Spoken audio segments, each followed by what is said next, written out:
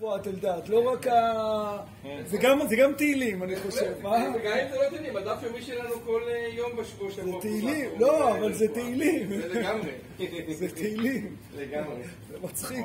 גם רפואת גבריאלה בת יוכבד, בדור שמתן במסע. רפואת גבריאלה בת יוכבד, שמה? גבריאלה בת יוכבד. גבריאלה בת יוכבד. ואלדד? רפאל דוד בן רות. בעזרת השם, יהיה לרפואתם, לתוך שאר חולי ישראל. אנחנו במזמור כ"ח. יצר הרע ענק היה לי ללמוד מזמור כ"ז עוד פעם. יש חידושים? תקשיבו להקלטה. כבר אמרנו אותו. אני בעצמי רוצה להקשיב להקלטה, כי אני אגיד לכם את האמת, אני מכין אמנם את השיעור, בשונה משיעורים שלא תמיד בעוונותיי, לא תמיד בתהילים, אני מכין, כי אף פעם לא לימדתי תהילים. אבל אף פעם השיעור לא דומה למה שהכנתי. אז אני רציתי בעצמי לשמוע, ועוד לא הספקתי, אבל בסדר. אני אקליט את השיעור עכשיו, ביקש נקליט, אז נקליט. אני מקליט. כן? אז מעולה, אז אני רוצה. בסדר. אז אנחנו במזמור כ"ח. מזמור כ"ח הוא בעצם מזמור שמסיים סדרה של מזמורים ממזמור כ"ד, שבעצם הפתיח שלהם זה לדוד. זאת אומרת, לא מזמור לדוד ולא לדוד מזמור, אלא לדוד. ולפחות לפי מה שאומר ראש הירש, יש כאן איזשהו, המזמורים האלה מבטאים איזשהו משהו יותר אישי. כלומר, כשזה רק לדוד, זה משהו שמבטא, ראש הירש כותב, אני לא יכול להגיד את זה בעצמי, אבל הוא אומר, זה מבטא איזשהו מצבי רוח או נטיות בחייו של דוד המלך, אבל אם אני רגע אתמצת, אז אני אומר, זה מבטא עניינים יותר אישיים, בשונה ממזמור לדוד וכו'.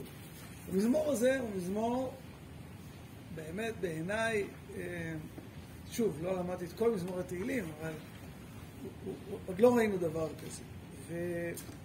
ובואו נקרא אותו קודם, אולי פעם אחת גם לרפואה, ואחר כך ננסה ללמוד.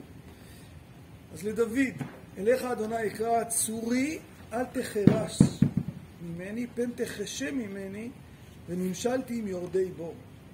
נשמע כל תחנוני בשבי אליך, בנושא ידי אל דביר קודשך. אל תמשכני עם רשעים, ועם פועלי אבן, דוברי שלום עם רעיהם, כרעה בלבבם.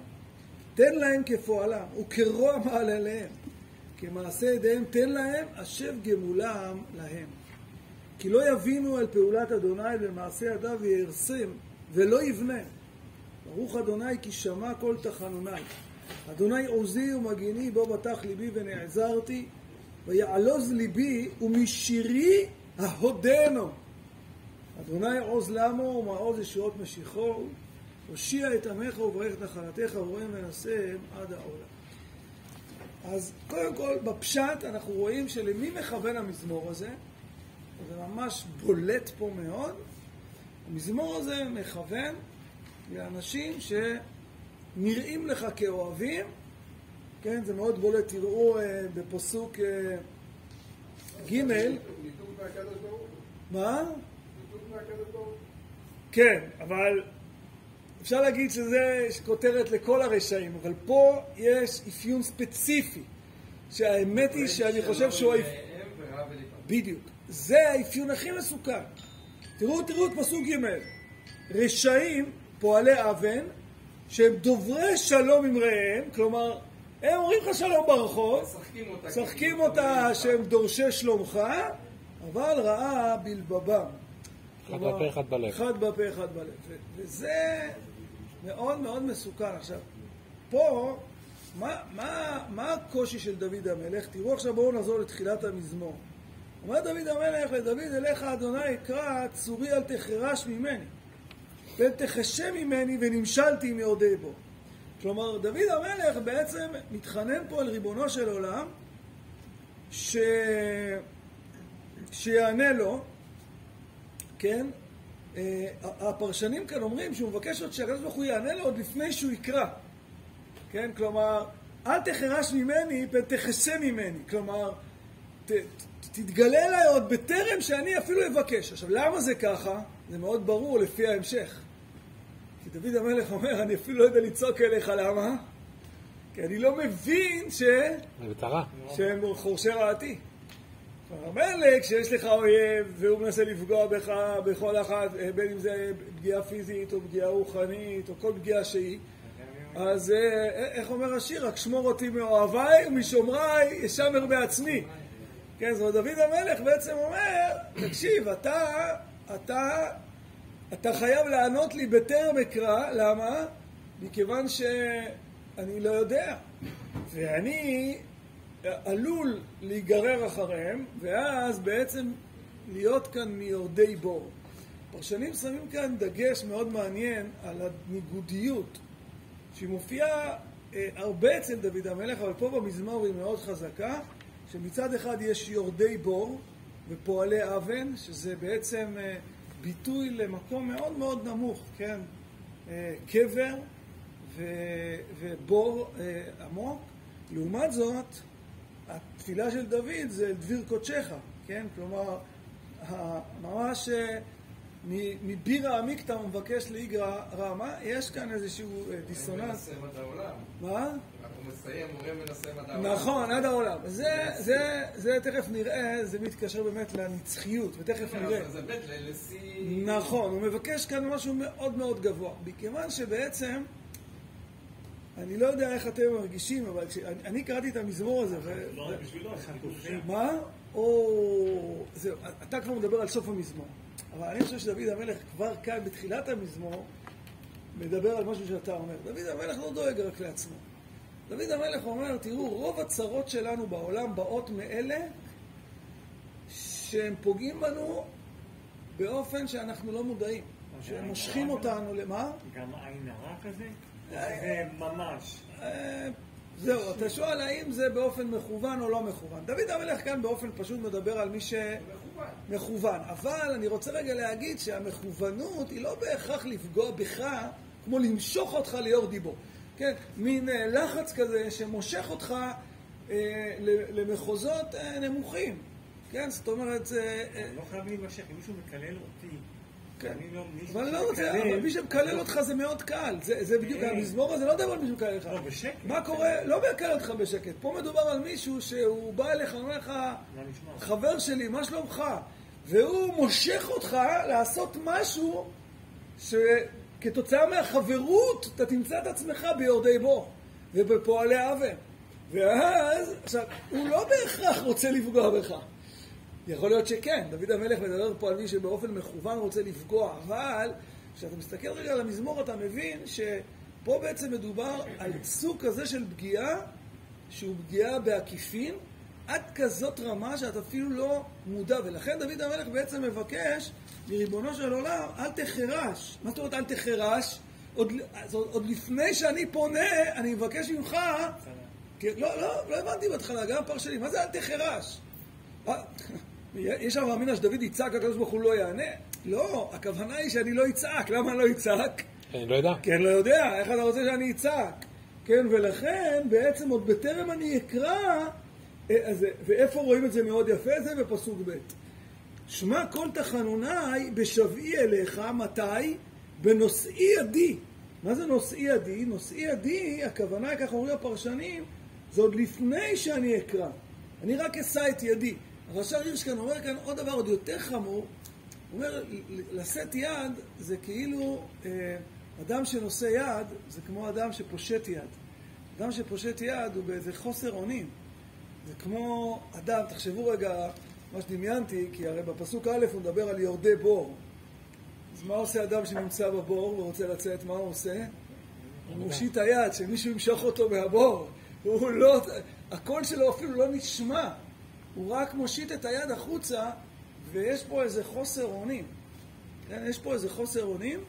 איזה דביר קודשך יש פה? לא, אני נושא את ידי אל דביר קודשך. כלומר, בעצם, מה שפרשנים אומרים כאן, שדוד המלך מבטא, שגם אם נדמה, כלומר, אם עכשיו אתה מסתכל על אדם, אתה רואה אותו באיזה בור תחתיות, בסדר?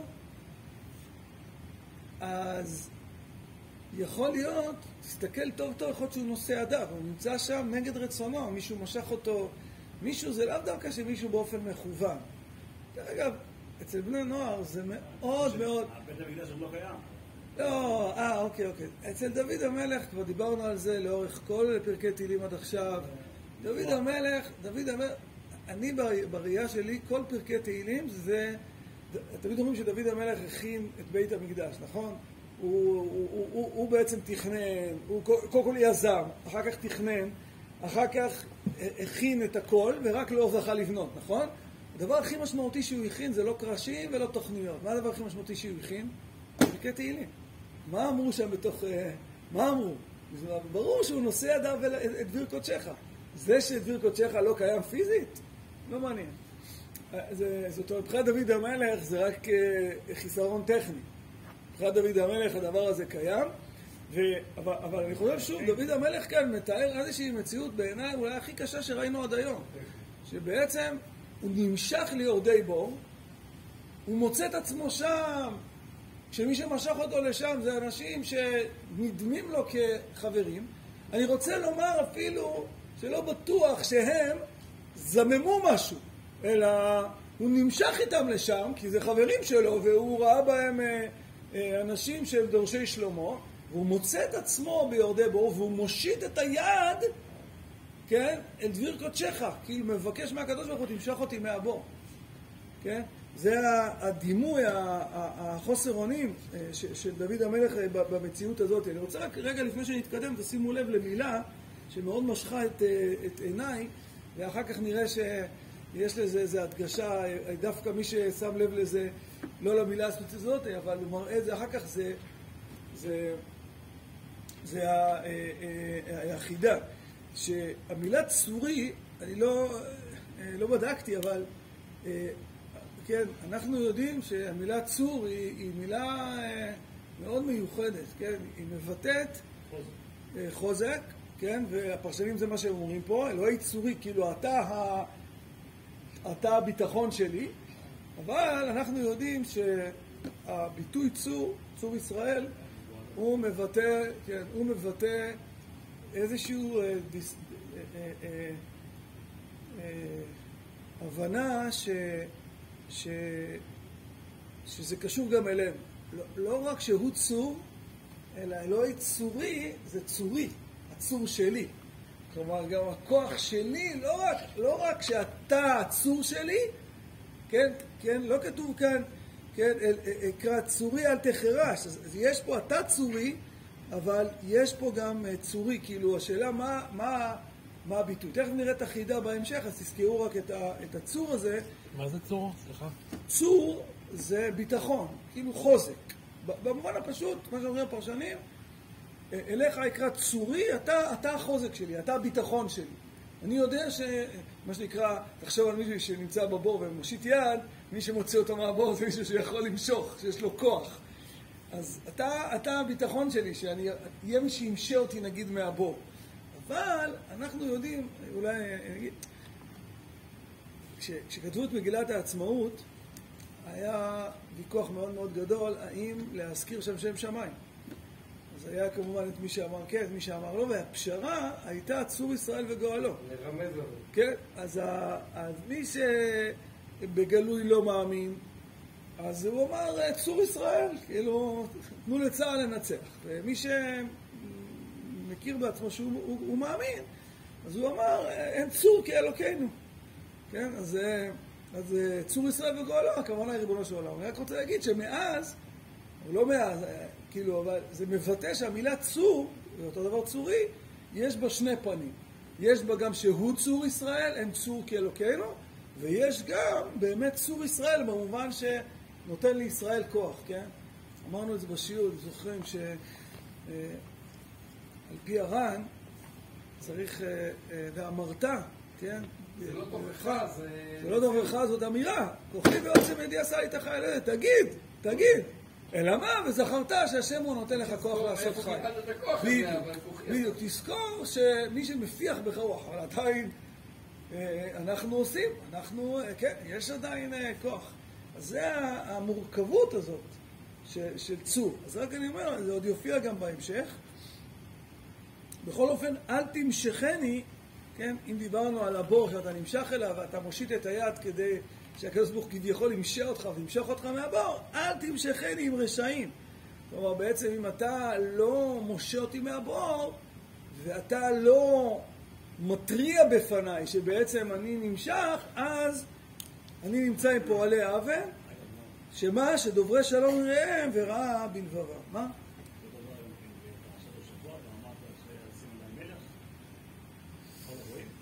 לכאורה זאת שאלה מעניינת, כן, כן, כן. ודאי שאם זה מלך כדוד המלך, אין לנו בעיה עם זה. לא, פסוק אומר, ואמרת, עשים עליי מלך ככל הגויים. אז לא, שם זה בסדר, לא אומר שבכל מקום שכתוב ואמרת, שזה עכשיו לכתחילה. הר"ן לא אומר את זה על כל מקום שכתוב ואמרת. שם הוא אומר את זה. כן, הוא לא היחיד, אבל הוא בהחלט זה. בכל אופן, אז עכשיו תראו את פסוק ד'. פסוק ד' הוא פסוק מאוד מאוד חריף, שבעצם דוד המלך מבקש מהקדוש ברוך הוא לפגוע ברשעים האלה מידה כנגד מידה. מה זה מידה כנגד מידה? אז בואו נגיד את זה רגע בעל פה, ואז נראה את זה מאוד יפה בפסוק. הרי מה נקרא לזה הרשעות של הרשעים האלה? שמתראים כדורשי שלומך, אבל בפועל הם פוגעים בך. זה הנחשים, דרך אגב, בהערת סוגריים אני אומר, זה נחשים על שתיים? כן, בהערת סוגריים אני אומר שכשהנאצים, יימח שמם, רצו לייצר תעמולה בגרמניה נגד היהודים, איך הם הציגו אותם? מה היה הטייטל, הסטריאוטיפ שהם הדביקו להם יותר מכל דבר אחר, אתם יודעים? יש ספר שלם שנקרא פטריה מורעלת, שזה נראה פטריה מאוד יפה, אבל היא מורעלת. והם הציגו את היהודים כאנסים. אנסים. זאת אומרת, הוא נראה לך רופא, אתה הולך אל הרופא, והוא עם חליפה, והוא מקבל אותך, אבל בעצם הוא יאנוס אותך. עכשיו, כביכול, למה?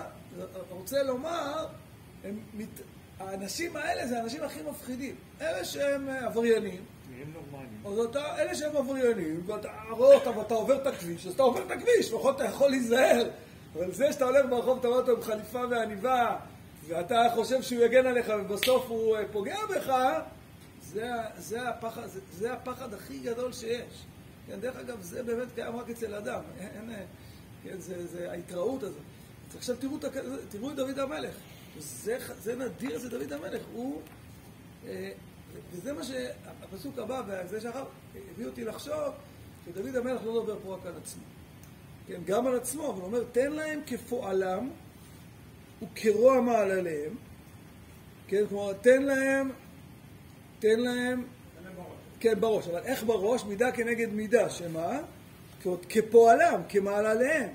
כמעשה ידיהם תן להם, אשב גמולם להם. איך תעשה את זה? תראו את הפסוק הבא. איך תעשה את זה? כי לא יבינו על פעולת השם, ולמעשה ידיו יהרסום ולא יבנום. כלומר, הוא אומר, הם לא יבינו, זה ייראה להם שהקדוש ברוך הוא מה? מסייע להם, נראה להם שהולך להם. תכניס להם סוכנים סמויים. תכניס להם, גם הם יחשבו שמה? שהם מצליחים, ופוף. כאילו הם יחשבו שהם על הגל, ואז תשמוט להם את השטיח מתחת לרגליים. האמירה הזאת היא אמירה מאוד מאוד קשה, אני מודה. תמיד ראינו אצל דוד המלך שגם... ברחמנות. מה? בדרך כלל הוא רחמן. נכון, ראינו אצל דוד המלך שגם... נלחם פנים בפנים. נכון, בדיוק. אז יש לזה שתי הסברים. או שמדובר כאן באמת נכון, אז או שמדובר כאן באמת אומר, מכיוון שאני...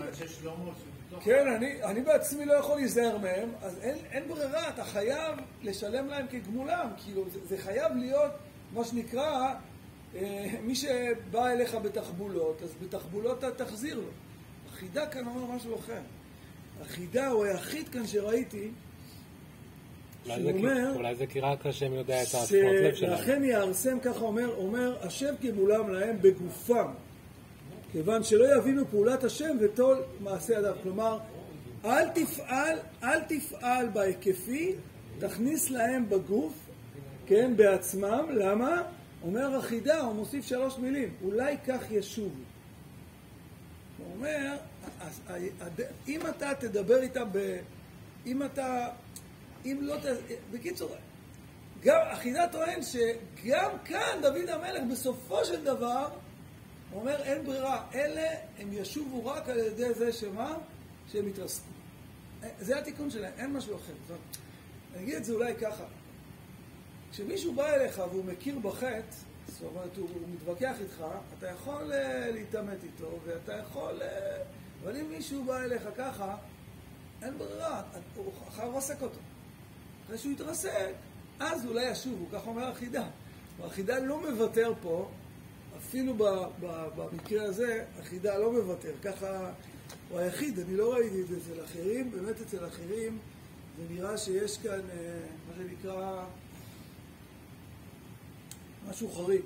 בכל אופן, בוא נתקדם רגע, כי יש לנו כמה דקות, ויש כאן משהו מאוד ייחודי. הרב חנן פורת, קודם כל, תראו פסוק כבר, זה פסוק של נבואה. ברוך אדוני כי שמע כל תחנוני. מה זאת אומרת? שמע, כאילו, ואיפה אתה יודע? אז חלק מהפרשה... מה? כן, אבל כאן, אני אגיד לך מה.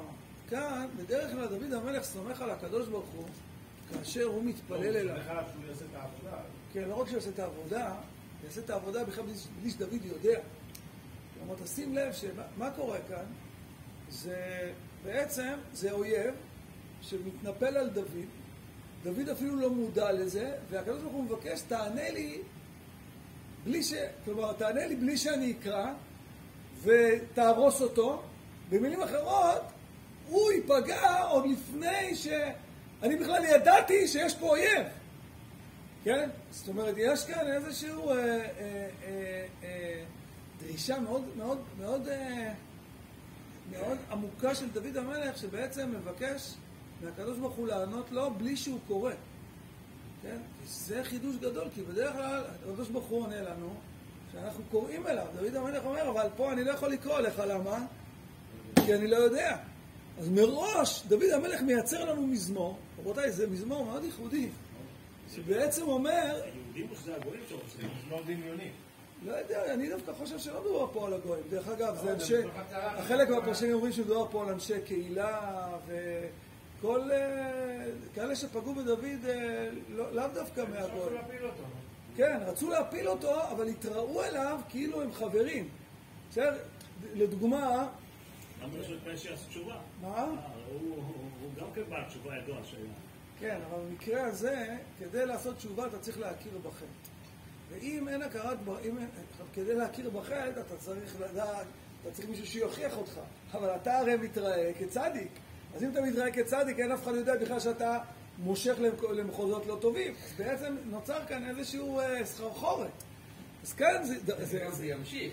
כי הוא מבקש את העזרה ככה שבלי שהוא ידע זאת, וגם לא יודע להגיד תודה אחר כך, גם דוד עצמו. נכון. יש פה סימטריה גם... אבל לכן דוד המלך מייצר לנו מזמור כזה. זאת אומרת, דוד המלך הוא מייצר מזמור שבו הוא מודע לזה שיש אנשים שמנסים לפגוע בו והוא מתפלל והקדוש ברוך הוא מסייע לו. יש אנשים שמנסים לפגוע, הוא לא יודע, אבל הוא מתפלל על זה. זאת אומרת, דוד המלך יודע להכיר בזה שיש מציאות כזאת, ויצא לנו מזמור כזה. אמרתי לעצמי, מזמור כ"ח, בסדר? מזמור בכוח. זה מעניין, נכון? יש בכוח, יש בפועל. אז מזמור בכוח זה על אותם בכוח, אותם אלה שהם רצו רק להזיק, הם רצו למשוך אותך לבור, אבל דוד המלך נותן כאן למקדים תרופה למכה, ולכן הוא אומר, ברוך אדוני כי שמע כל תחנוני. ועכשיו שימו לב, יש כאן מילה ייחודית, אני לא יודע להגיד דברים כאלה, אבל הרב חנן פורת כותב שזאת מילה ייחודית. הוא אומר, אדוני עוזי ומגיני, בו בטח ליבי ונעזרתי, ויעלוז ליבי ומשירי ההודנו. מה זה ההודנו? היה כותב עודנו. מה זה ההודנו? אומר הרב חנן פורת שיש פה הוד ותהילה. זה לא רק הוד. יש הוד, יש תהילה. אז יש הודיה, אבל זה לא רק הודיה, זה הוד. מה זה הוד? אז ראיתי, הרב חנן פורת כותב מאוד יפה, הוא אומר שהוד זה אדם, נגיד שהקדוש ברוך הוא אומר למשה, תנה מאודך עליו, על יהושע. מה זה תנה מאודך עליו? הוד, כשאתה רואה בן אדם בהוד, אז לא מתעוררת, אין התנגדות אליו. כשאדם יש לו הוד, אנשים לא מעיזים פניו, לא מעיזים פנים כלפיו. אז בעצם דוד המלך כאן אומר, ההודנו זה גם הוד וגם הודיה. כן, יש כאן איזשהו אמירת הוד כלפי שמיה. כן, שזה לא רק איזושהי הודיה רגילה, ובגלל מה שאמרנו מקודם, שמדובר פה באמת כאילו הקדוש ברוך הוא משחק לבד, אז יש כאן גם הוד וגם... אנחנו אומרים על ספר התורה שלנו, הודו על ארץ. הודו, נכון. הודו, נכון. אני חשבתי גם, בהקשר למה שאתה אומר, שאדם שהוא אדם של הוד, הוא יודע לזהות זיוף. כלומר, ברגע שהוא אדם אמיתי, כאילו, הוד זה כאילו איזושהי תפארת מאוד נשגבה. דרך אגב, הוד זה תכונה של אהרון הכהן, נכון? וכשאמרת נצח, בסוף הנצח זה משה. ויש פה ממש שילוב של המזמור הזה, ובואו נסיים את זה רק, השם עוז לעמו ומעוז ישועות משיחו הוא, כן? כמובן ששוב זה דוד המלך, מי זה משיחו? זה דוד המלך. הוא אומר, הושיע את עמך וברך את נחלתך, וראם ונשם עד העולם. אז יש כאן גם עד העולם בחינת נצח שבעוד. כלומר, יש כאן שילוב מדהים גם של משה וגם של אהרון, אבל אני אסיים רק בזה, שזה קשור למה שאמרנו מקודם, כי החידה כאן אומר... מה? כן, כן, בסדר.